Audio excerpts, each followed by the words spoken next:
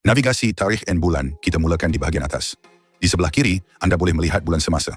Untuk mula, double klik pada mana-mana tarikh bagi menetapkan hari penggunaan anda.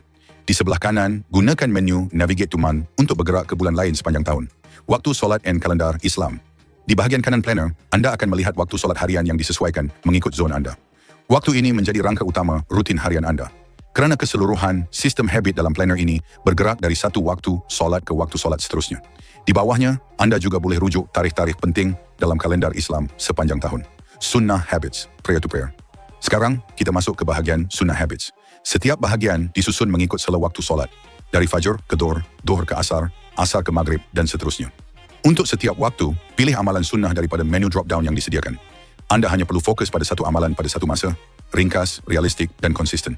Tanda amalan, checkbox. Setiap kali anda berjaya melaksanakan amalan tersebut, tandakan checkbox yang disediakan. Tindakan kecil ini bukan sekadar rekod. Ia adalah isyarat konsistensi yang akan mempengaruhi pertumbuhan visual dalam planner ini. Visual pertumbuhan tahunan. Di bahagian tengah planner, anda akan melihat 1 tahun pertumbuhan dan transformasi timeline. Bar ini menunjukkan perkembangan anda sepanjang tahun. Bermula dari start, bergerak ke growth sehingga transformation. Setiap amalan yang ditandakan akan menggerakkan bar ini secara berperingkat, memberikan gambaran jelas bahawa perubahan berlaku melalui tindakan kecil yang berulang. Supporting Habits, di bawah terdapat bahagian Supporting Habits. Ini merangkumi 3 komponen utama, bacaan Al-Quran, puasa sunnah, dan amalan kesejahteraan fizikal serta mental. Supporting Habits ini melengkapkan sunnah habits utama, memastikan keseimbangan antara rohani, disiplin diri dan kesihatan.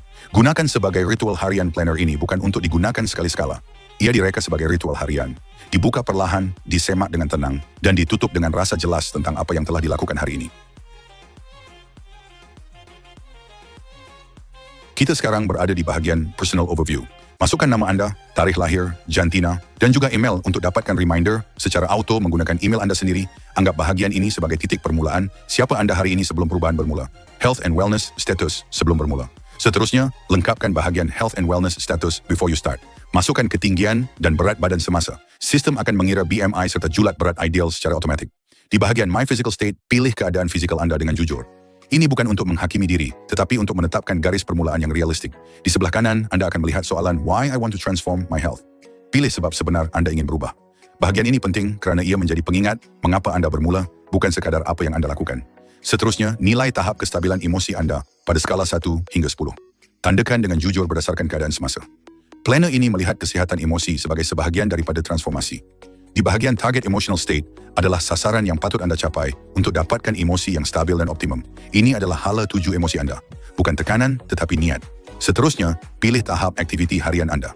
Berdasarkan pilihan ini, sistem akan mengira Estimated Daily Calories atau TDEE. Ini memberi gambaran jelas tentang penggunaan tenaga harian, supaya perancangan kesihatan lebih berpijak pada realiti, bukan andaian.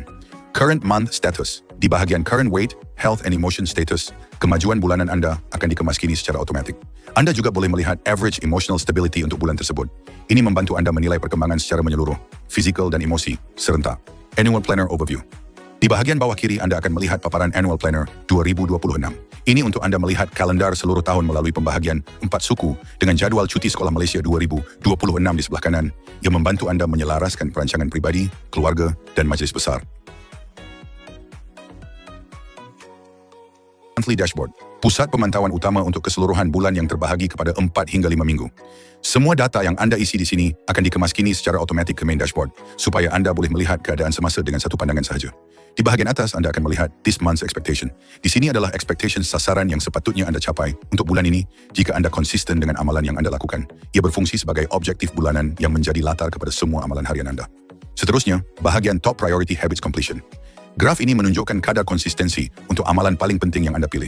Anda tidak perlu mentafsir angka secara terperinci. Visual ini direka untuk memberi maklum balas pantas tentang tahap disiplin anda sepanjang bulan. Di bahagian Sunnah Habits, anda perlu memilih jenis amalan sunnah yang hendak anda amalkan yang telah disusun mengikut waktu-waktu solat. Setiap hari, hanya tandakan checkbox untuk amalan yang berjaya dilakukan. Setiap tanda ini akan menumbuhkan visual pokok zaitun, melambangkan pertumbuhan konsistensi secara berperingkat. Di bahagian tengah, anda boleh melihat perkembangan mingguan dari minggu pertama hingga minggu keempat. Apabila konsistensi tinggi dicapai, Barakah Mode akan diaktifkan secara visual, iaitu pokok zaitun tumbuh merimbun dan mekar. Ini bukan sekadar ganjaran grafik, tetapi simbol bahawa rutin anda berada dalam keadaan stabil dan seimbang. Di bawahnya ialah Supporting Habits, amalan sokongan seperti bacaan Al-Quran, puasa sunnah, dan amalan kesihatan moden.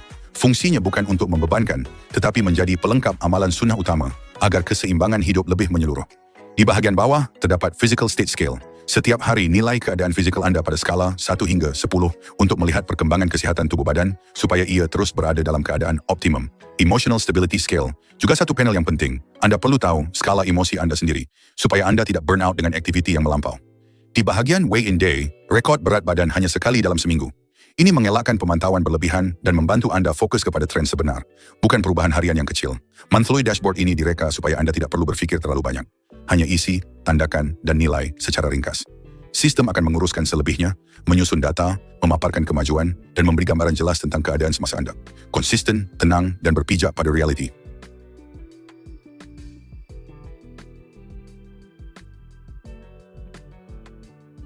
Monthly Planner ialah ruang utama untuk merancang kehidupan anda secara tersusun, seimbang, dan berfokus. Di sinilah kerja, keluarga, keuangan, dan pembangunan diri disatukan dalam satu sistem yang jelas. Planner ini tidak direka untuk kelihatan sibuk, tetapi untuk membantu anda mengawal masa, tenaga, dan arah hidup dengan lebih berhemah. Di bahagian tengah, anda akan melihat This Month Planner. Setiap hari dibahagikan kepada 3 zon, morning, afternoon, dan evening. Pembahagian ini membantu anda mengurus tenaga dengan lebih realistik, tidak meletakkan semua komitmen dalam satu masa, melihat keseimbangan antara kerja dan kehidupan pribadi, masukkan aktiviti penting seperti mesyuarat, perjalanan, urusan keluarga, atau rehat berkualiti. Planner ini mengajar anda satu prinsip penting, masa bukan untuk dipadatkan, tetapi diatur dengan sedar. Important Notes of the Month di sebelah kiri atas ialah Important Notes of the Month. Gunakan ruang ini untuk perkara kritikal yang tidak boleh terlepas. Peringatan besar, fokus utama bulan tersebut. Ia berfungsi sebagai anchor mental, supaya walaupun jadual berubah, anda tidak hilang arah. Top 3 Priorities of the Month. Seterusnya, Top 3 Priorities of the Month.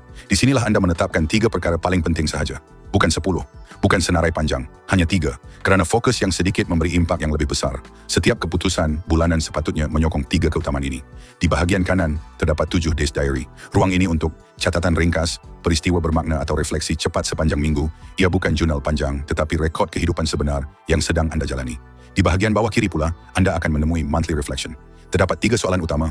What worked, what didn't work, what to improve next month. Bahagian ini melatih anda untuk berfikir bukan menyalahkan, menilai bukan menghukum diri. Inilah asas pertumbuhan sebenar. Panel Project, Churn Career, Jalan Business Roadmap. Setiap kotak mewakili satu tindakan konkret. Bukan impian kosong, tetapi langkah kecil yang boleh dilaksanakan. Apabila diisi secara konsisten, anda akan mula melihat arah kerjaya dan bisnes yang lebih jelas. Sekarang kita ke bahagian Monthly Financial Plan pula. Planner ini membahagikan keuangan kepada 3 komponen utama. Income, savings, dan expenses. Semua jumlah akan dikira secara otomatik, termasuk baki akhir bulanan. Tujuannya bukan untuk mengawal setiap sen, tetapi memberi kesedaran dan kejelasan tentang aliran keuangan anda. Savings and Deficit Summary. Bahagian simpanan membantu anda melihat kemana uang disimpan, berapa yang dilindungi, berapa yang masih bocor. Ia memberi gambaran jujur tentang kedudukan keuangan sebenar anda. Skills Development and Reading Materials. Di sebelah kanan, terdapat ruang Skills Development dan Reading Materials, BOK. Gunakan ruang ini untuk kemahiran yang sedang dibina. Buku atau bahan bacaan bulan tersebut, ia mengingatkan anda bahawa kemajuan hidup bukan hanya dari kerja, tetapi dari ilmu dan kebolehan diri.